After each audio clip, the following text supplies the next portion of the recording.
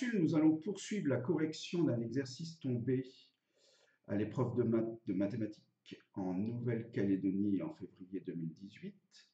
Et en l'occurrence, nous allons passer à la partie grand BC, où on vous rappelle une limite des croissances comparées ici.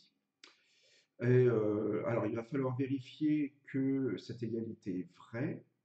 Et certainement, ça va nous servir à déterminer cette limite-là, qui est la limite de ce terme-là, qui n'est certainement pas posé par hasard. Alors, nous allons traiter cela. D'abord, nous allons trouver cette égalité. Donc, on va partir, on va d'abord traiter exponentielle de moins 2x plus 1, par exemple. Exponentielle de moins 2x plus 1, je peux l'écrire de cette façon-là, avec une des propriétés des exponentielles. Exponentielle de moins 2x fois exponentielle de 1, c'est pareil que exponentielle de moins 2x plus 1. Le exponentiel de 1, c'est E. Je vais l'écrire en premier.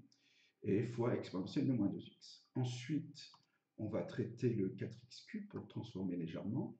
4, c'est pareil que 8,5. 2x au cube, c'est pareil que 8x au cube. Et le demi étant bien présent. Donc en fait, ceci prouve bien que 4x cube fois exponentielle de moins 2x plus 1 est égal à E sur 2 ici, fois 2 exponentielle de x au cube fois exponentielle de moins 2x. Ceci va nous aider à déterminer la limite. On va se servir dans un premier temps de limite de fonction composée. Donc on va dans un premier temps chercher la limite du 2x ici, qui est présent à 2 reprises. Ceci d'une constante, on la traitera après. Donc on va poser grand X égale 2x. Et observez bien, si je pose grand X égale 2x, ce terme-là équivaut à grand X cube facteur de exponentielle de moins grand X. Or, d'après les croissances comparées, cette limite est nulle. Ce qui signifie que la limite de 2x cube fois exponentielle de moins 2x quand x tend vers plus infini, c'est 0. Donc vous avez bien perçu ici, ce grand x tend vers plus infini correspond à ce plus infini-là.